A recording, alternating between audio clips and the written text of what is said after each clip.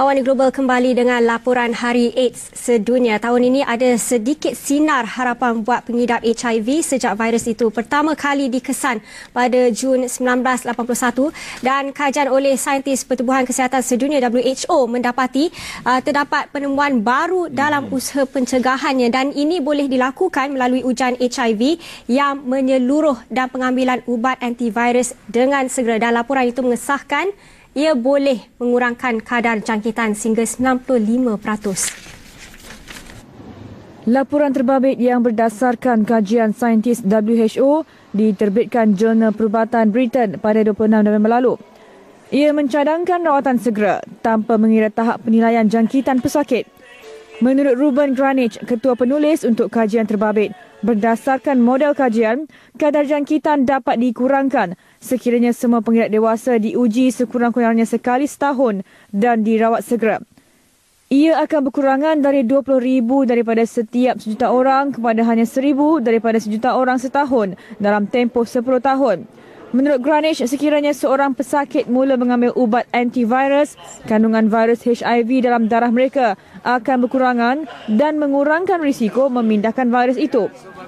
Kajian terbaru ini turut mengesyorkan supaya bayi di bawah usia setahun diberikan antivirus sebaik saja diuji positif virus maut itu. Menurut WHO, hampir 80% golongan dewasa di negara Sub-Sahara Afrika tidak mengetahui status mereka, sementara lebih 90% tidak tahu pasangan mereka dijangkiti. Sehingga akhir tahun 2007, sekitar 3,000 orang mengambil suntikan antivirus, namun dianggarkan 6.7 orang lagi memerlukan rawatan. Sementara itu di Rusia, peningkatan jumlah mereka positif HIV meningkat 40,000 setiap tahun, jadikan jumlah setakat ini mencecah hampir 400,000 pesakit. Namun, angka sebenar dijangka 3 kali ganda disebabkan ramai pengidap yang tidak mendaftar dengan Pusat AIDS Persekutuan. Di St. Petersburg misalnya, 42,000 daripada 5 juta penduduk bandar kedua terbesar di Rusia ini positif HIV. Salah seorang pesakit, Pavel Nikitin, ceritakan detik ketika disahkan positif menyebabkan beliau ingin membunuh diri.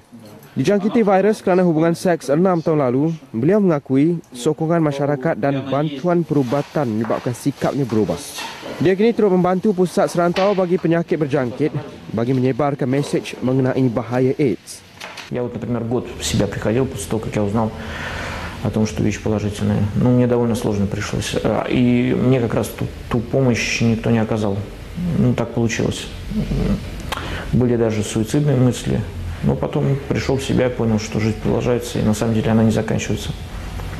Pavel yang kini berusia 28 tahun terpaksa mengambil 2 jenis pil setiap hari.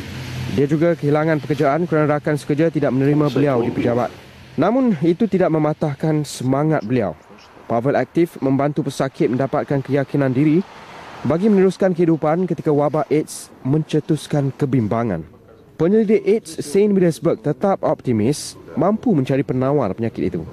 На сегодняшний день производство готово полностью внедрить разрабатываемую вакцину уже в масштабированных условиях промышленного производства, серийного производства. Vaksin yang bakal dipasarkan tahun depan setakat ini menunjukkan kejayaan.